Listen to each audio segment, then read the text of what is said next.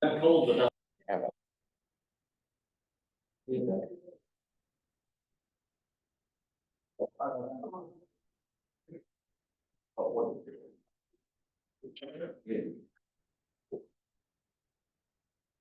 getting ready to go back to work.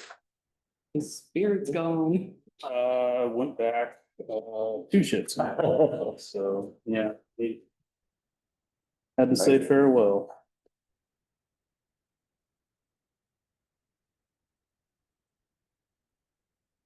Good. Good morning, John. Good to see you. All right. Morning, everyone. It is 8 o'clock on the dot. Let's get the Board of Commissioners meeting for for Shelby County. This is Monday, November 3rd, 2025. Have some housekeeping items to start off with. First item being approval of minutes from the 10/27 meeting. I'll move to approve minutes for 10/27/2025. Second. Have a motion second. All those in favor signify in the affirmative. Aye. Minutes pass 3-0. Next up, we have payroll. Seek a motion to approve payroll. So moved. Second. Motion and second. All those in favor signify in the affirmative. Aye. Payroll passes 3-0.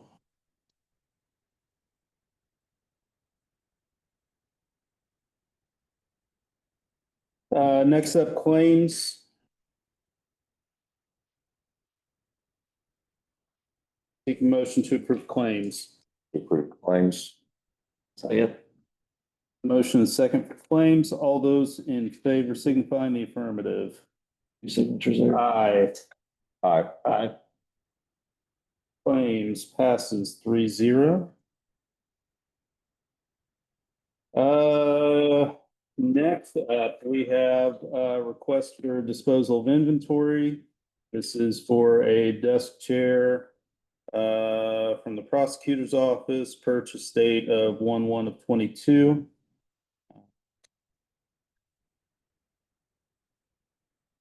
Seek approval for disposal of a broken desk chair. I'll move to approve. We dispose of that chair. Second. Have a motion second. All those in favor signify in the affirmative. Aye.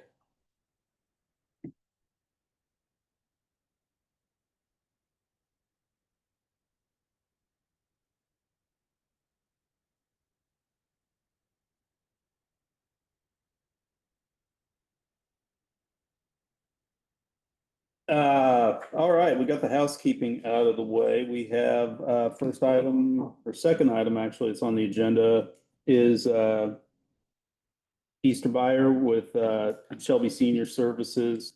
Request for the Shelby Go third quarter payment. This payment would be for $50,402. 38,060 of that's coming from federal and 12,342 is coming from state. We also did receive our 2026 awards letter for our budget, and I'll have to get back on the schedule for you to sign all the paperwork too. And just to refresh everybody's memory, the Shelby Go funding, the county essentially acts as a pass-through mechanism. It's funded through a combination of state and federal funds. We pay and then get reimbursement for the amounts allotted each quarter. Yeah. So, Easter, thank you for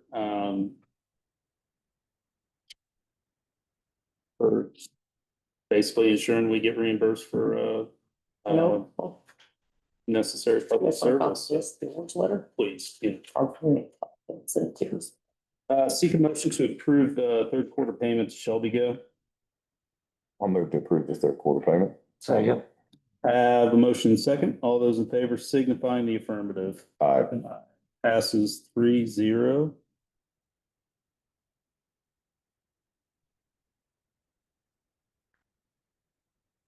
C's good approve something, we can get paid back. And I got everything I asked for this year too. That's good. Yes.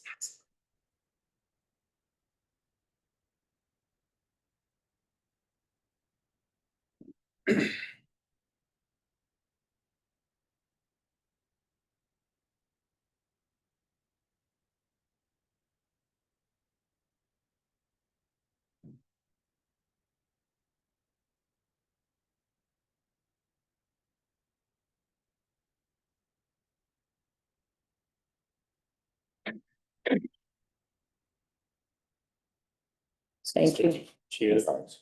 Thanks, guys. Next item is Auditor Amy Glackman. Have a couple of topics. First is the opioid settlement distribution. Yeah, when we first started getting this about, what, 4 years ago, 3 years ago. We had gone in with the city of Shelbyville and MHP. We turned all of our opioid money over to the city, and then they turned all the money over to MHP and they did some programs. That MOU is what it was, that was just for the first year. So now we still have money sitting in those two funds to do things with. And I thought I saw Brad Bryan on here just a minute ago, but he's not on here now, but How much money is it again? Excuse I me. think there's around 14,000 in there right now. Might be more. Anyways, he was wanting to, they had talked about trying to get some of that money to do some preventive programs for them, but like I said, he's not on here. So we need to start thinking about what you guys want to do with Like that. prejudice prevention. Yeah. What you want to do with that money, because like I said, he was on here a minute ago. Is that something maybe Brad, not Brad, and yeah, or could use also? I'm not sure. We need to be checking into what we can use it on, and I know it can be used for preventative, because I think that's what they were doing with Major Hospital, or some different programs. But that's just something we need to, So we need to keep that money and disperse it ourselves, that we we can, yes. give that back. Mhm. Give it to the city. So that was just information that it's sitting out there. We just did get more money in for that in October. And how much do we roughly get a year off this? We get about 9,000 or so. yeah. But to my understanding is we're not under the MOU anymore, with the city and MHP, so. Let's talk to both Brads and see which one's got a good use for it, and we can maybe vote on how we want to distribute to which one of them or whatever. Okay. So that, I just wanted to put that on your guys' radar. For the second thing, for the body cams, we got a request for a second draw from Bright, and it is in the amount of $186,632. And this is scheduled. Draw number 2. It's not scheduled at all. I have to get your guys' approval, and then I'll send it to the bank and hopefully. But it was part of the contract. Yes, I'm sorry. Yes, How many draws will there be total then? should be one more. And the final draw is happening first quarter 26. I believe so, yes. They're coming today, started? Actually, I was gonna, yeah, their team arrived this morning. They'll be here, start installing all the in-cars today and get the body cams program tomorrow, so they'll be here for this week and all that. What do you do with all the old equipment? There is no, but it's quit, we didn't have any body cams. Car cams? Yeah, they don't work, so can't get them refurbished, can't get them fixed. So There's only a few left, maybe 5 or 6 are even working there upside down, you're looking at it, so. we'll do a request to dispose, right? to get rid of those 5 cameras. I mean, you'll have to, you should. Yes. To get them off your inventory. I was just a hint. Remind me again, how many cameras do we get in car cams? 3. That's everything? That's car and body? No, Yes. 33. No, we got 50 body. 50 body cams and 33. The body cams are for the jailers also.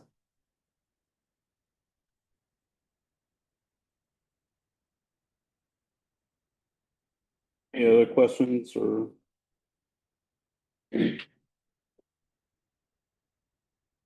Entertain a motion to approve the final draw or next to last draw on the previously approved body cam purchase. I'll move to approve draw number 2 for the body cams. Second.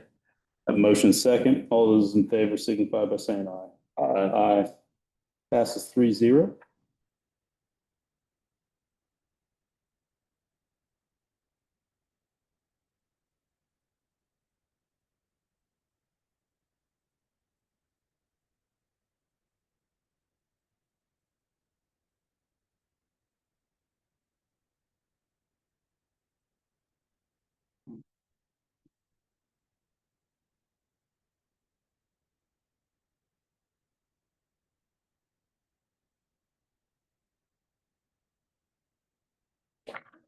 All right, we have a couple of items to discuss with regards to funding for the nonprofit center.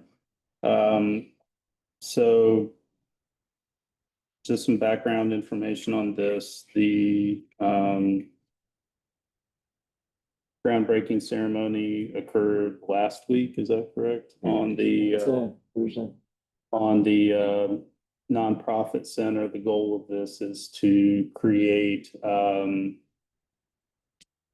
central hub where nonprofits can aggregate services. Typically, if someone in need needs a service, they need more than one service. So this is a way of the county, the city, our local nonprofit partners. It's a way of ensuring that residents, constituents in need are able to access services they need in a one-stop location. And maybe get access to services that they didn't know were available that can further assist them with whatever challenge they're trying to overcome. So, like I said, this is a multiple party partnership between county, city of Shelbyville, major health partners, our local nonprofits. And one of the ways that we had to help get this off the ground was to help provide funding to facilitate the construction remodeling of the building that was donated for its creation. And we did that out of the Tyndall Farm Fund, or that's the plan, at least, is to do it out of Tyndall Farm Fund, which was donated by the Tyndall Farm or the Tyndall family. You know, early 1900s. Early 1930s. Yeah, with the express purpose of for relief for the residents of Shelby County. So to ensure that we are fulfilling that obligation and fulfilling that stated goal, we're including the following language as a stipulation for utilization of the funds. Shelby County funding commitment for the nonprofit centers to be exclusively for poor relief of Shelby County residents through the nonprofit center food pantry. That's the stated objective for how funding resources from Shelby County through the Tyndall Farm are to be utilized. And I think in particular, it's very needed.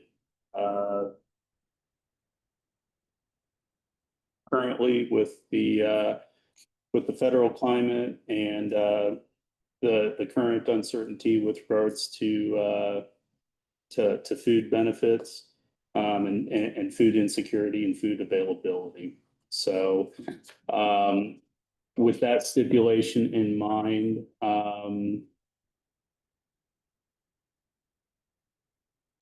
So we were $5 million Lilly grant too to help facilitate. That's a yeah, David brings up an excellent point. It's not just us and our partners in this project that understand and recognize the need. The Lilly Foundation sees the need as well, and they've contributed $5 million to the establishment and operation of this center. So we're excited about it. And really want to see it start making a dent in some of the outcomes for residents that are facing challenges in this community. So.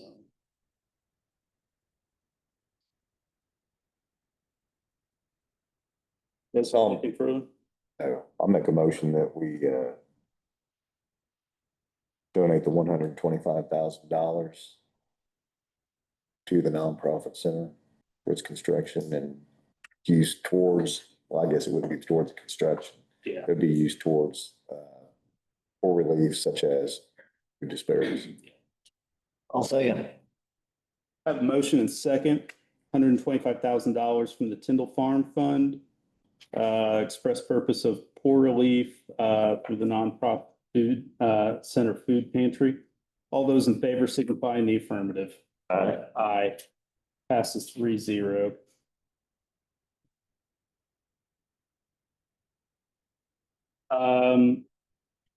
Jessica, I appreciate you coming to the meeting this morning. Know that there's been a lot of questions, and know that you've been getting the word out with regards to some of the things residents can do to protect their property. So thanks for your time, and if you'd like to kind of just, for those that don't know, give an overview of what's going on in the property reporting world, and yeah, thank you. So I was requested to come speak today regarding the letter that went out from Equity Protect regarding property fraud. Property fraud is on the rise in the state of Indiana, nationwide, as well as we're very suspicious that it's happening right here in Shelby County. I've had people that have brought in just last week, my letters went out, as well as purchase agreements that are terms and conditions signed on the dotted line. We want to purchase your land. Your perfect example, lady had 34 acres and they wanted to pay her $375,000. Sign on page 2, email it back to us. As well as we have fraudulent owners trying to list properties for sale. I've had some realtors reach out to me that this is happening right here in Shelby County. The main targeted people are the elderly, people with no mortgage or low mortgage. Deceased property owners are the #1 target. There's no one there to protect their property. There's no one there to speak. These fraudsters move in, they create all the documents that it takes to transfer property out of a deceased person's name into their name. That also takes more than one document. They're not afraid to create multiple documents. It's just as easy as a paper transaction, basically. Hate to say that, I say it wholeheartedly though, because that's what I think we're seeing. I've also been in contact with the prosecutor, discussing some things that we have some suspicion about. So what we have done, CSI, I have here with me Kevin and Dusty from CSI. They are with our land records management company. 92 counties, 91 counties in Indiana either have CSI or their competitor as their land records management company. CSI has partnered with Equity Protect, who we have partnered with through CSI for this program. The competitor does not offer this. They offer either a subscription that is basically insurance on your property, which Kevin's going to speak to that a little bit, as the professional in that, from that side of it, as well as they offer a free monitoring service. Their free monitoring service does a little bit more than DocsPop does, which they're out of Richmond, Indiana. We've been partnered with them. We've been with CSI since 2004. DocsPop just a few years after that. DocsPop sends you a free notification that lets you know, hey, something has been recorded in the county recorder's office with your name or legal description on it. It stops there at either a text message or an email, whatever you sign up for. And then Equity Protect, if you have their free monitoring system, they also will just send you an email that says, hey, your property has been cleared, that there's nothing happening as far as with Craigslist or Zillow, Facebook Marketplace, like all these places, platforms that people can list properties for sale or for rent when they're not the property owner. And we have seen a huge increase just in our DocsPop side of this. We had 146 people that signed up just in October. We have had 13 people that have signed up for DocsPop just in November. We haven't even worked an office day in November yet. So this awareness has gotten out to the constituents. That's my goal. I want people to know we have tools to help you, but the recorder's office, as well as no other office in county government, auditor, commissioner, we cannot stop a document that meets state statute recording requirements from being recorded. That's where their insurance policy then takes effect. If something is recorded electronically, they're notified immediately. That's where that goes. This is the property equivalent of identity theft is With your land, essentially yes. property identity theft and, And it's not within your purview through the recorder's office to try to determine whether they are fraudulent or not fraudulent. Absolutely not. That's There is the no problem. legislation that Right. protects us or even allows us to prevent anything. I mean, we can't question anything. If a document, we are a checklist, basically. I'm like the teacher with a grading pen. The state says these are your recording requirements for these specific types of documents. It comes into us, whether it's electronic or paper document at the counter. We grade the paper and record it if it meets all of our recording requirements. If it does not, it is rejected. Kind of the same as it happens in the auditor's office. They look at the legal description, they check the names of the document or on the document.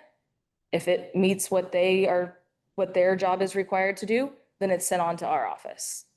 So they start at the assessor's office, then it goes to the auditor, then it comes to us last. So I just want the public to know, the constituents to know, there is nothing that any county office can do to prevent this, as well as the number one take home. The county does not pay for this service. They do not pay us. The only money that the county receives, if someone chooses to go with this insurance policy, is that they do record their voluntary lien done as a UCC filing fixture in our office. Equity Protect takes care of that. The county does receive the $25 recording fee, the same as if somebody wants to put their own lien against a property. I've had a lot of questions about that. Well, can I just put my own lien against it? You can record anything you want. You can record your dog's footprint as long as it meets state statute recording requirements.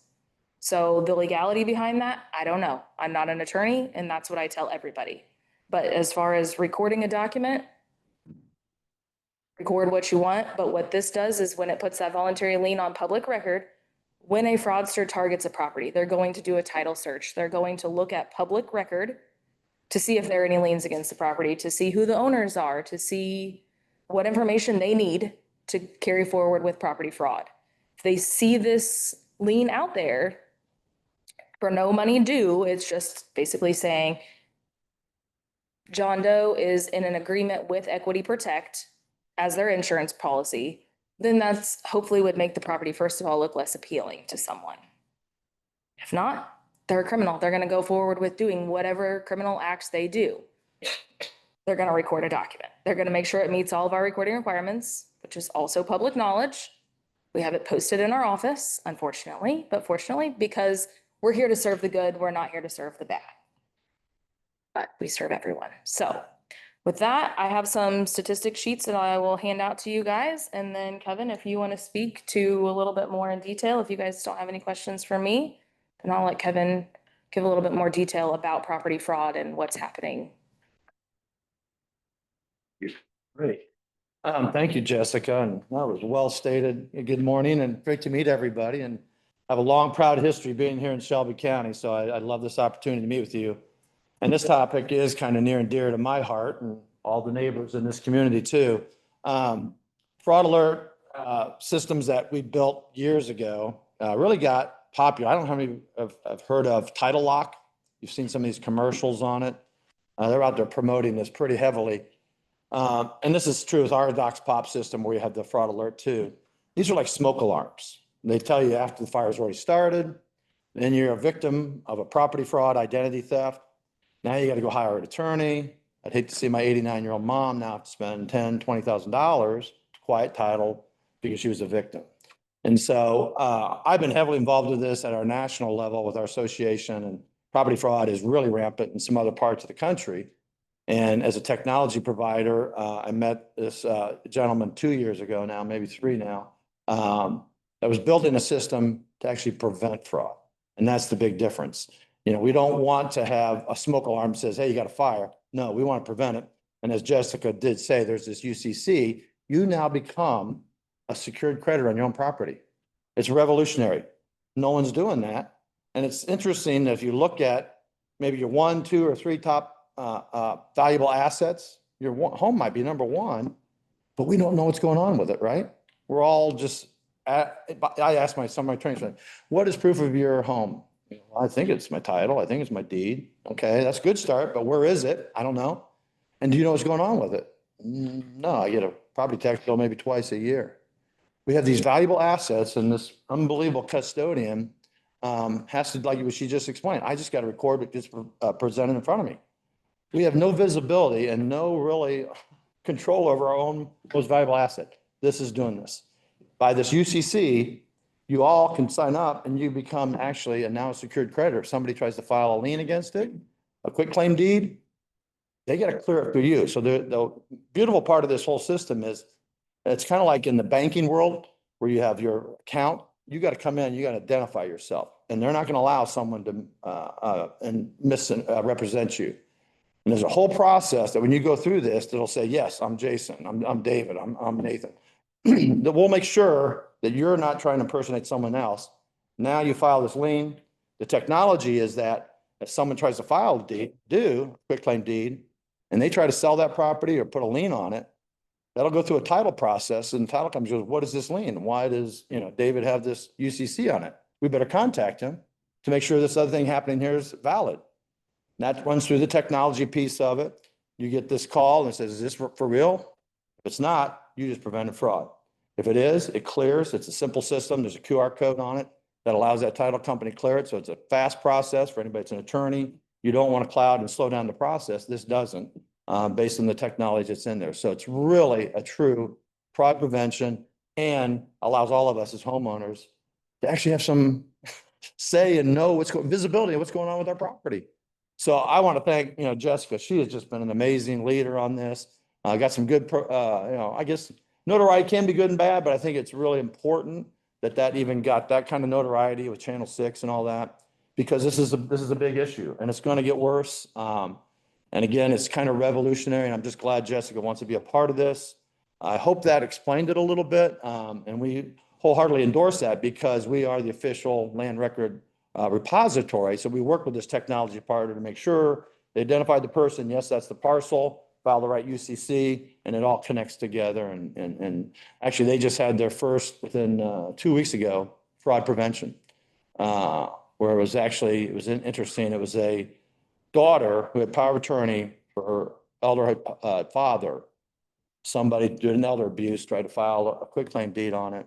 She got the notice and said, no, this is not right. Stopped it. Now, sometimes that can happen, like a quitclaim deed could get filed. What she mentioned about the insurance, this is the other beautiful part of it. Now you are a victim, it did go through. They have insurance, but now pay the $10,000, $20,000 legal bill to restore that tile and get it back to your name. You're not gonna be a victim now of a financial loss too. So that's the beauty of the whole system in a nutshell. I hope I didn't brag and, go on this too long, but I'm very proud of the county and Jessica for doing this. If you have any questions, I'd be more than happy to answer those questions. So I got a question. So basically, you guys are kind of putting a lock on the property so nobody can file anything. Anything tries to get filed, it sends you a text notification, something like that. How is what you guys do different than like title insurance on a property? Great question. So title insurance, when you buy a property, title insurance goes up until the point of that closing, meaning if there was any defect in the title, insurance will pay for it. They don't care what happens after the fact. And that's a big loophole. Now, I will say this, I have been working with our Record Association, and there's a overall group called ALTA, American Land Title Association. They're just now coming out with some insurance for post-closing. And after you buy the property, you have no more protections. They're now going to have some insurance policies to back that up as well. It's a cost, but it is coming. This problem has gotten so big. I mean, there's $400 to $500 million known property theft in the country right now. And when it does happen, it goes under a statute of forgery or, whatever, theft. No one knows how to track that and relate that to property fraud. So there's probably a bigger problem than that, but that title insurance is a great question. And it's starting to come. But like I say, this service here does have insurance to also up to $1 million to restore the property to the right title. Do we know how many people had potential fraud against them in Shelby County? Nothing on record. It's not, there's nothing trackable. So I did talk to prosecutor and there's been nothing that's come across as far as property fraud that's been brought into a court case in Shelby County that we're aware And the thing is, I hate to have to come up with a technology solution after someone becomes a victim. This is hopefully going to be a good deterrent. And like I said, the other thing, trying to work, and as Jessica even mentioned, this would be good things for even the county to get behind too. I tried to lead an effort last year to try to get specific criminal statutes. I mean, the thing is, if I go out and steal your property, they might get me for forgery, or they might get me for theft, and then might get pled down to a misdemeanor, and then I get probation. Well, if I did that to 5 properties and put $1 million in the Caymans, I'll take that probation and go to the Caymans for the rest of my life on $1 million if I stole. Well, I mean, that's the thing is, you don't want to have that kind of opportunity. You don't want to make yourself attractive. And that's the other thing this service does. And I think here's a number right here, you'll get this copy of this, but 24% of your neighbors are at high risk, meaning probably they don't have a mortgage on their property, might be in a trust. It might be, obviously elderly. There's 4 or 5 risk factors that these criminals know to look for, and they'll target them. And so this, again, will help then prevent the fraud. And if it does happen, they will restore it through their insurance policy, kind of like what you would do with title insurance. So great question. I think another thing that people were worried about was personal information that they were concerned about being shared. What information that you guys gleaned off of any public records, if you want to speak to that. Yeah. I mean, that's kind of, it's actually a patented technology. I mean, it's amazing the databases out there with information. Oh, she's the official record, but that information is all over the country. There's a company called CoreLogic that has a nationwide repository of land records. You got with these GIS systems, you can tell who the property owner is, property taxes on it. Obviously you can go online and see what mortgage or no mortgage is on it. There is so much public information. And it's, I call it know your customer, because this is what happens in the bank, you know, if you got a pension. They're gonna make sure that I'm literally Kevin Cook, if I'm gonna say that's my 401k account or my bank account. They do the same thing, and it's very, I went through it too. So like it said, hey, in 1985, did you own one of these 5 properties? I'm like, well, did they know that? You got Zillows out there and Realtor.coms. I mean, it's amazing the amount of information, but now we're using that for the good. So to make sure that if you go sign up for this service, you know, perfect, they'll know it's you. So, and the other reason I do like this system too, is you can get the free system, free alert. But it does say, yes, I'm David, you know, like with my own DocsPop system, I can go in there and sign up under your name and snoop around, and if something happens, you get them home equity loan, I'll know about it. Well, that's dumb. I mean, I should only be the only one to be able to sign, you should be the only one to sign up for your name under those alerts. This does that. So that know your customer is, it's a patented technology, and they tap into that. And Jessica alluded to this too. Now, once you sign up, even if it's the free one, you'll get monthly, hey, your name didn't show up, your property didn't show up in any of these Zillows and all these other, where they're getting the information from.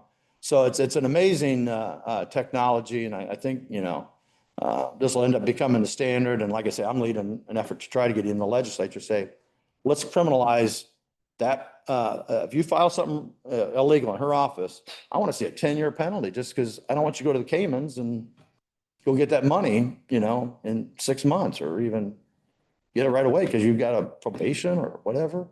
So anyhow, that's some other things going on, but that all will come together to help. And I'm proud right now to be able to say, hey, let's not wait for the fire to happen and have a smoke alarm go off. Let's put it out now. Let's not even let it happen. Well, I think some people were concerned that their social security numbers were being populated by something like this. And, you know, we've been assured that there's no social security numbers shared with any property, cards, property, any information that it's separate. So that was something that people were concerned about, which is not Yeah. in this. Yeah, and I think it's an eye opener too. They're like, what? I mean, how do I know what's going on with my property? So this will be a sea change, really, that's happening right here. And I'm trying to lead that all over the country with this company. And it's just, it's totally different. Like you say, how do they know, you know, that to give me this letter? I mean, what's going on here? Well, nobody knows what's going on in their property. So that's the first hurdle. Number 2, wow, yeah, I could be a victim. Well, how do I stop it? There it is.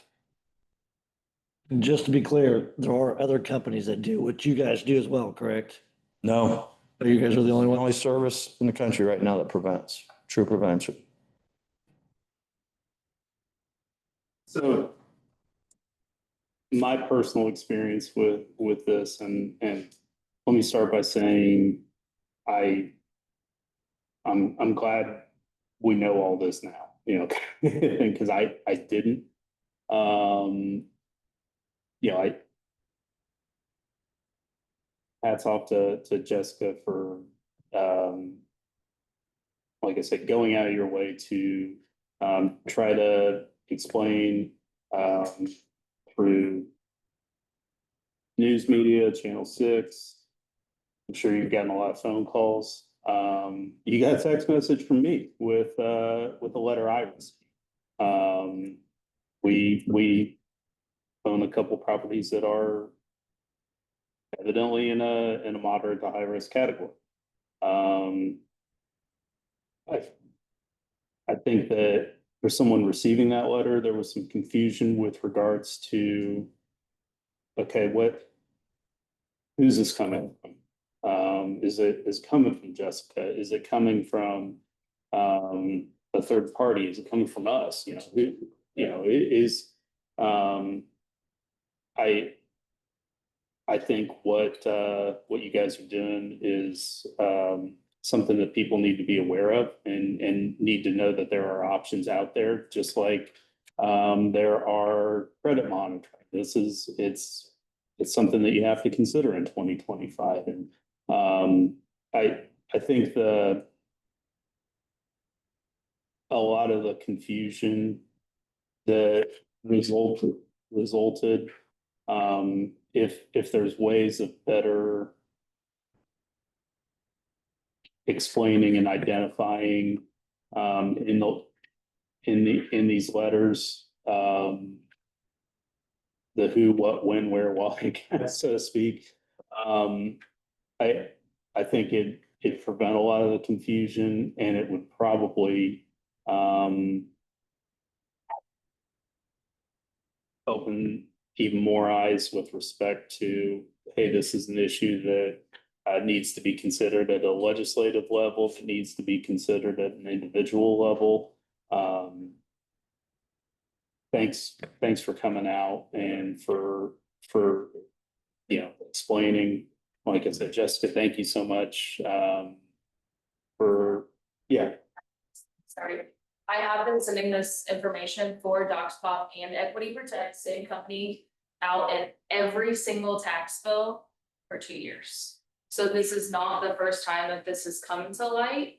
I think that just since it went out in a letter form to the higher risk people, it drew more attention. Yeah. I mean, you can see based on the numbers that we've had. Obviously, the attention or the letter got people's attention, so, but yes, this has been going out in tax bills, the notification. So I know a lot of people said, well, why are we just now finding out about it? Well, you're not, you're just now reading. So to say, what I sent you, yeah, absolutely, because. Yeah, because I'm looking at the It's down tax. to all. Yeah, I'm looking at the tax. Understandable, Yeah. but I forgot to mention that, I apologize. Thank you. And that's good feedback. And any feedback you would have, run it through Jessica, because this is new. This is brand new. I mean, this is never been done, really. I mean, nobody's really aware of what's going on with their property. So any feedback, I appreciate that. And then I know that's been a little rough bump for Jessica too. We've been going at this and trying to get the word out, and sometimes that scares people. We are not the only county that has sent this out. Yeah. We've had some other counties and we're learning. We'll do what we can, and any feedback is definitely welcome. How we would word that, how we'd even add your name to it. I mean, if that's something that would help lend credibility to it too, you know. I don't want our name added to it because I think that it just adds to the confusion of the who, what, when, where, questions. So, like I said, I think, it's a net positive that people are asking questions.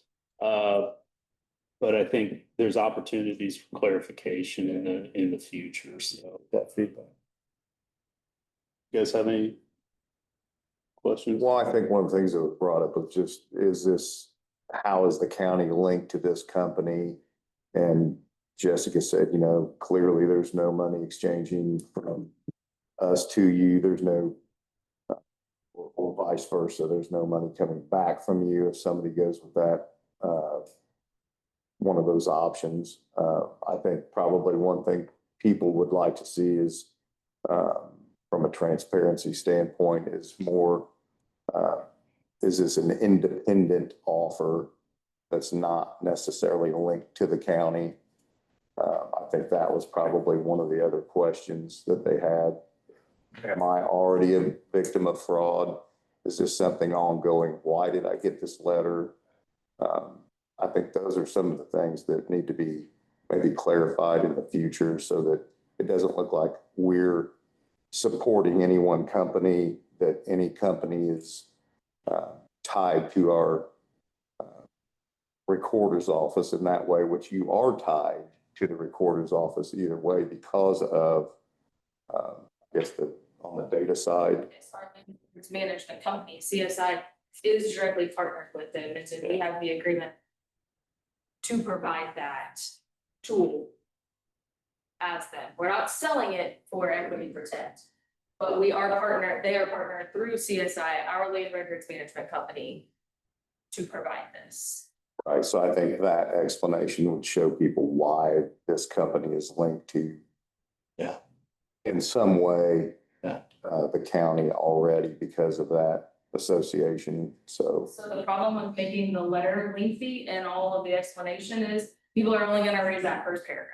That's also why it was kind of kept a little bit short too, just because my contact information was put on there so that people would reach out to us at the local level. Like, I am your custodian of records. Call me, come in. I've had more phone calls and talked to more constituents than in this last week, literally, than I have ever had in my almost 10 years in the recorder's office. That's okay. That's what I'm here for. I'm here to serve the people. Call, ask. And I know you intentionally kind of put yourself out there knowing that there would be maybe some of the, I don't know if you want to call it backlash, but questioning. And I guess in so many ways, it's brought to light this issue, which is ultimately what you wanted. The educational piece is my goal. That's what I, the good, the bad, the ugly, it's there. The good has outweighed the bad. I know some people don't see that, but that's okay. But that's what we're here for. That's what an elected official is here to do, is to bring the education piece to your constituents before it's too late. And then somebody comes in and says, how did you let this happen? Well, I didn't let this happen, but there are now tools that you now are educated to know. You can take the preventative measure yourself and protect your property, because I, as the elected official, cannot.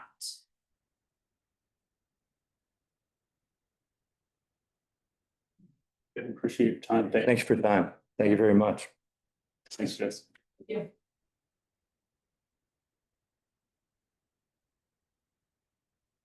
Before we go any further, anybody in the audience or on Zoom have any questions?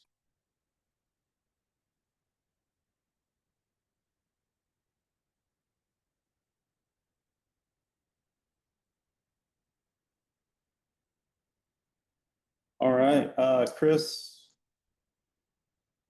Body cam installation and car cam installations going on this week. Anything else that? This week and next week. Dennis, anything coming up at EMA? Got the flooring order for the build out area. Electricians are out there installing the new lights and getting all the electrical stuff done. That area should be operational, I would hope, by December 1st.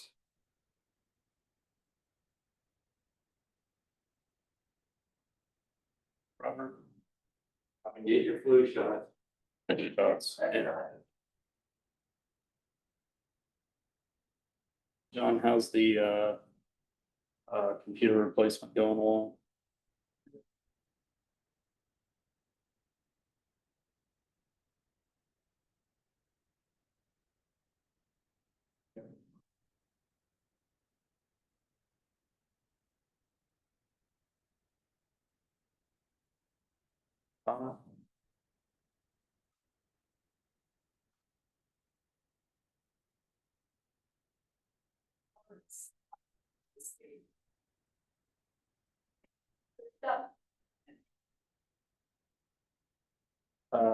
Ben, I know that you want to talk about 500 East.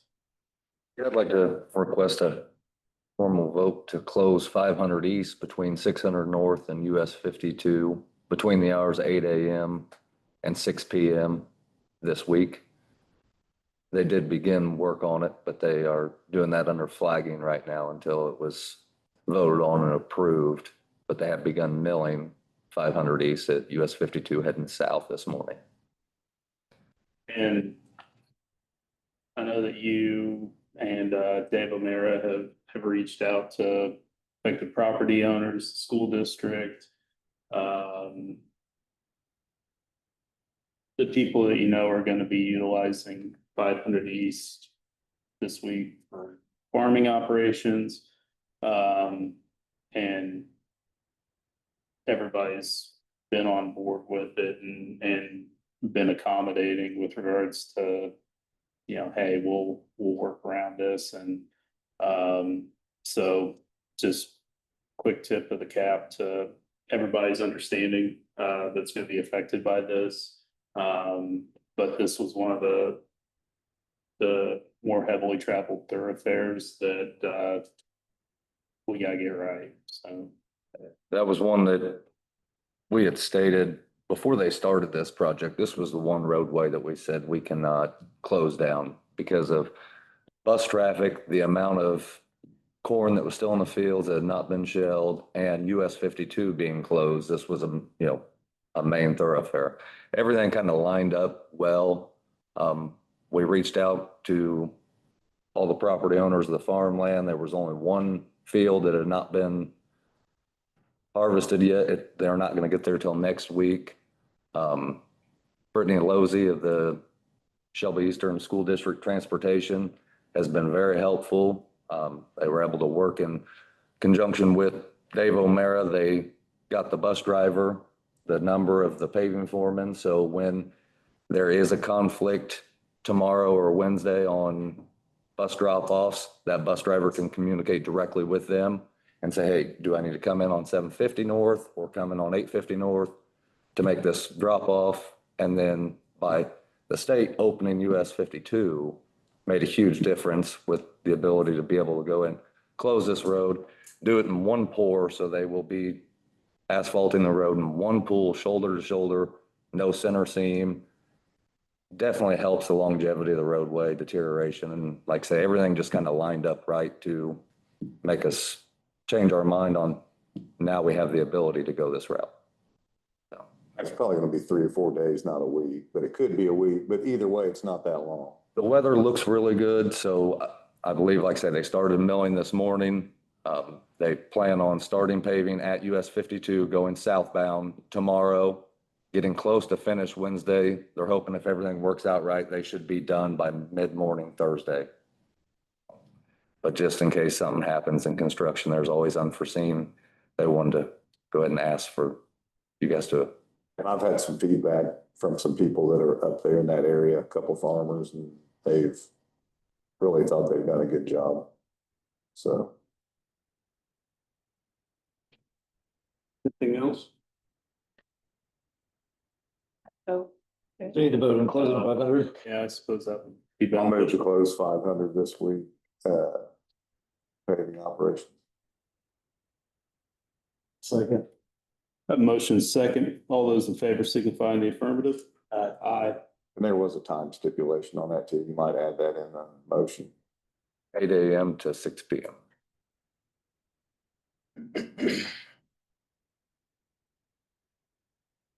And then just for a quick update, I did want to touch on Bridge 146, which is 1100 south east of State Road 9.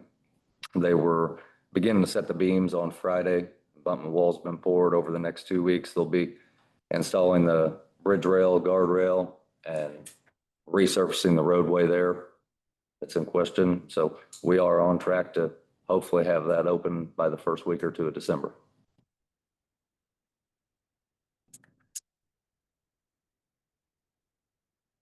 Let's see if Danny wants to jump on and add on to any of this.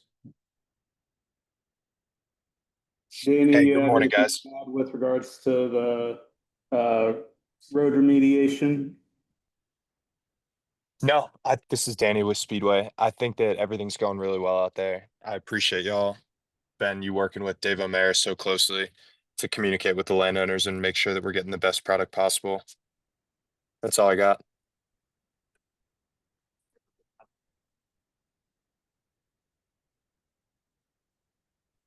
Anybody in the audience or on Zoom? Questions, comments?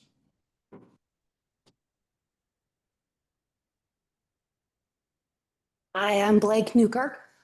When I was sitting back there listening to the conversation about people's public information, I feel like I kind of understand a lot of that. And people just do not realize how much of their information can be publicly found. If you have had a court case, whether that is criminal or financial or family court, that can all be accessed by anyone with access to the internet. Your documents regarding your property, your documents regarding your taxes, anything that is posted on social media and is not set to private, anybody that Googles your name can see everything. And so one of the realizations that I've had in the last couple of weeks is those people that do not understand how much of their life is actually public information are probably the ones that are most at risk for identity fraud and property fraud. And so I just wanted to touch on that a little bit because everything that is, I mean, other than like your driver's license number, your social security number, credit card, debit card, bank account information, everything else can pretty much be found online. And I can get on the county's website and find your name, all of the properties that you own, how much you pay in taxes, if you're behind on your taxes. everything. And so I just wanted to clarify that because I don't think people really grasp that so much of their life is public information and not private information. So, Are we all good? I don't know, maybe I'll sit back there and get on the Google. Thanks. Thanks, Blake.